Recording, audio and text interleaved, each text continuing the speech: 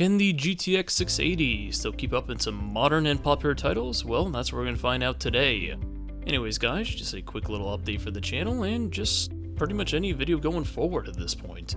We are going to be using an external method for capturing all the footage that you're seeing here, so that's a nice little thing. No longer do we have to deal with a performance penalty from OBS, nor do we have to actually use a camera to get the raw footage, or I guess you could say the raw performance from the game. Since everything's done externally, there is no more performance penalty, so what you're seeing is what you're getting pretty much. Anyways guys, if you do want to skip ahead to any of the games that are here, there will be timestamps down below in the description, so feel free to do so. If you do want to stick around, we're going to go ahead and kick it off with Valorant, which, hey, it's not a graphically intense game, it's not the craziest game on the planet to run, but hey, it's a popular title and I enjoy it, and so do a lot of people. So you want to see how a 680 handles Valorant? Well, here you go. Overall, it does a very, very good job. I mean, yeah, simple when it comes to graphics, not hard to run. Even if you have some like 120Hz monitor, you're going to be able to handle Valorant for the most part, so congratulations. If you do have a 120Hz monitor, I don't know what I said there for a second, yeah, it could actually handle Valorant. Though one thing I will note, the GPU usage was pretty low, and I'm not sure if that's just the CPU not being able to handle all the frames, or if there was some kind of power saving feature. I'm not too sure of that. I will be including the CPU utilization on the future videos. I didn't notice that unfortunately until actually capturing everything, but nonetheless, Valorant runs very well. Anyways, moving on to Call of Duty Modern Warfare Warzone. We're going to be doing 4 games of Plunder, we'll be doing 2 games at 1080p, and we'll be doing 2 games at 720p. And we're doing Plunder just because, well, if I play Battle Royale, I mean, those games don't tend to last too long. You know, you might get shot in the first few seconds. Whereas with Plunder, you can keep respawning. You're getting more data, you're getting more information how the game's actually running. And as you're seeing here, while we were inside, it wasn't that great, nor when we're outside.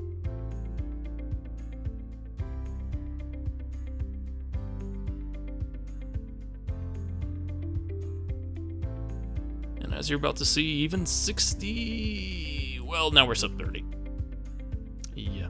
If you're somebody that enjoys doing some long-range stuff in Modern Warfare, especially something like Warzone where the map's pretty open, you might have some trouble.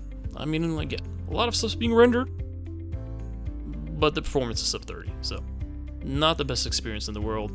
Thankfully, though, we can do this magical thing called lowering the resolution. We're losing some of the clarity from a higher resolution, but we are gaining some performance, which is always great. And as you're about to see here, you know what? You can even hit 100 frames. There you go. The 680 can hit 100 frames in Modern Warfare. Just stay in the elevator shaft. That's all you gotta do. But yeah, again, we're finally above 60, which is always nice. You might have some people interrupting you while you're recording something. You just move past them. We just keep moving forward in this channel. That's how we do things. Alright? Now, unfortunately, we are dripping a bit below 60 here while being outside, and once again, once we go to the higher vantage point, we are getting a drop, though it's not as drastic, and we are above 30. So at least you got that.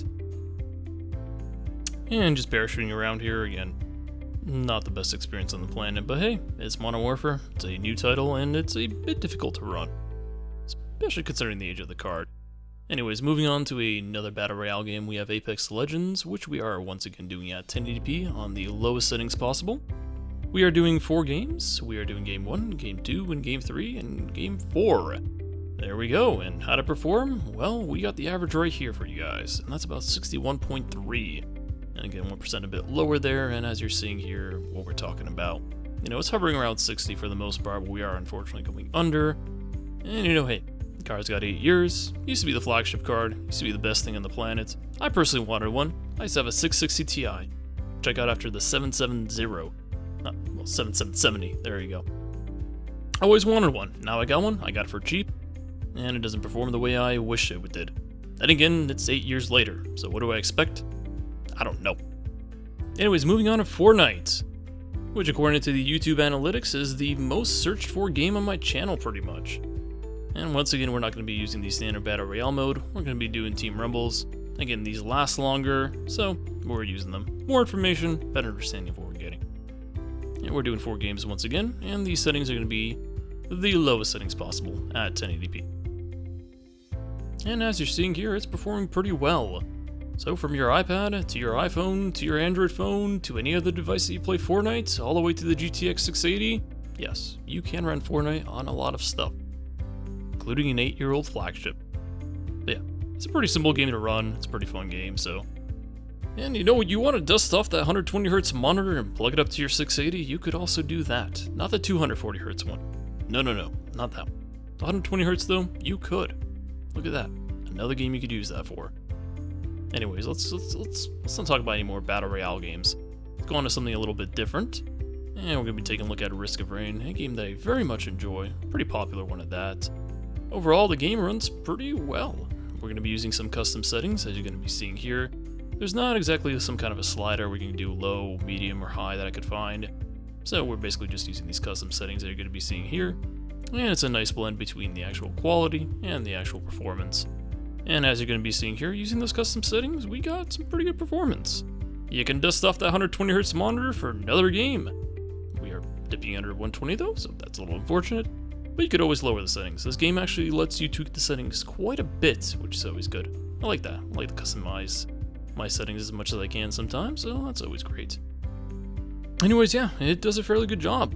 Very smooth experience. If you're wondering how I got the number, by the way, I played the game for about 30 minutes between stage 1 to 4, so that's what you're seeing on the left side over there. And overall, even when stuff gets a little hectic, it's still running pretty smooth, so that's always nice. And let's go ahead and move on to our last game.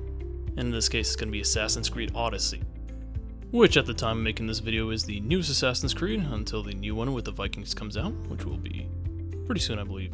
Maybe could be wrong on that. I have no idea, honestly. Anyways, how are we getting our actual numbers? What are we doing to test out Assassin's Creed? Well, we're just using the in-game benchmark. It's always nice. It's a predetermined track. It's easily comparable, so why not? Let's use it. We're going to do it at 1080p, and we're going to do it at 720p. And as you're seeing here, we're going to start off the 1080p benchmark, and unfortunately, the card is showing its age quite a bit. Again, it's been 8 years, and, you know, technology moves forward, graphics get better, there's new stuff introduced, and, you know, the card just isn't the same. I mean, it's the same card. Just newer games don't run the same way they used to, I guess. A new game from 2013 is not going to run the same way as a new game from 2020, especially when it's graphically intense as Odyssey. So that's the unfortunate part. They get old eventually. They just can't keep up. Well, that's fine. They still do a pretty decent job. And you can always lower the resolution. If you gotta go down to 800 by 600 just to play your games, you unfortunately might have to at some point. The fate of all cards. Also guards, I don't know if I mentioned this, usually I put it in the description, but this is the 2GB card, by the way. There also existed a 4GB card, which I don't believe was as popular, but that is something to note that could improve performance, especially if the VRAM is being maxed out, which kind of looks like it is right now, actually. I mean, it's hovering around the maximum for the most part. And now moving on to the 720p portion of the benchmark. As you're seeing, there's a pretty dramatic improvement. And for the most part, if you want something that's pretty, well, not silky smooth, but much smoother, I'd recommend just playing the game at 720p. And again, it's just the time. It's time for that card that once you can play most of your games at 1080p with maximum settings, it's time to lower that resolution. Also, for anyone wondering, I did mention earlier I am using external capture method. And we're not just using any kind of standard capture card. We're not using something like a Elgato or, for instance, like an AverMedia capture card or some other third-party capture card, which there's a lot of them on eBay. They don't really look like they're trustworthy, or they seem like they're pretty bad quality. No, instead what we're using is an Xbox One original. Yeah, one of those. In case you didn't know, you can actually plug an HDMI signal into it. For the most part, that was originally used for cable boxes. You could plug in your cable box and you would have your TV on your Xbox. A nice little feature, but in this case, we're taking an HDMI signal from the GTX 680. We're putting it right into my Xbox One over here, and from there, we're streaming the Xbox One, which is a nice little feature Microsoft included in the Xbox One, is you can stream it to another PC. So that GTX 680 HDMI signal is sent into the Xbox, but then that screen is streamed over to a secondary PC, which is what you're seeing here, and that's where all the recording goes on, so that's where the actual, well, I mean, that's where the performance hit is occurring is on that PC. It's not happening on our main PC, so that's nice.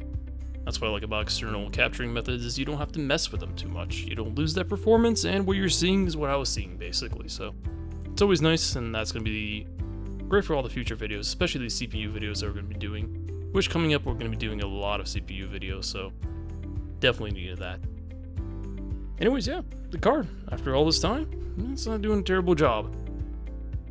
Though I will say, it's using quite a bit of power for what it's doing. Just like the 480.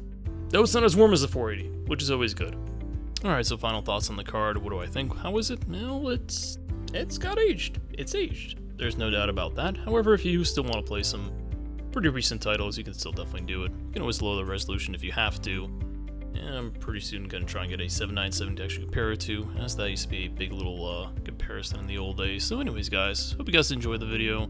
If you guys did, go ahead and like it or dislike it, and it's up to you. See you later.